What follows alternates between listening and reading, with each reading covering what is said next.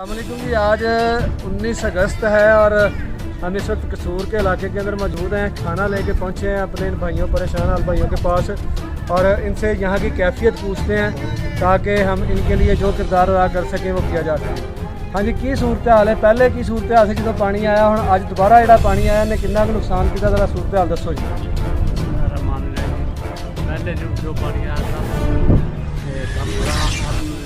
उस वक्त भी नुकसान हुआ था चूना और मकई का।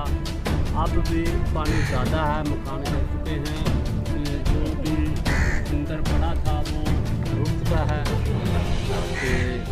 मकानों की छतें गिर चुकी हैं, पूरी चारा वगैरह जो भी है सारा ख़त्म हो चुका है। इस वक्त जी अल्हम्दुलिल्लाह यहाँ पे हम इन लोगों के लिए नाश्ते का अहतमाम करके आए हैं। दोपहर का खाना तैयार हो रहा है। बहुत सारे गांव हैं जो मुतासर हैं। आपको अगर मैं दिखा सकूँ वो पीछे मकानात गिरे हुए हैं और ये सारे का सारा गांव इस वक्त पानी की लपेट में है। कोई रास्ता नहीं है यहाँ पे आने का। आएँ, इन लोगों के लिए किरदार अदा करें। अस्सलामु अलैकुम व रहमतुल्लाहि व बरकातहू।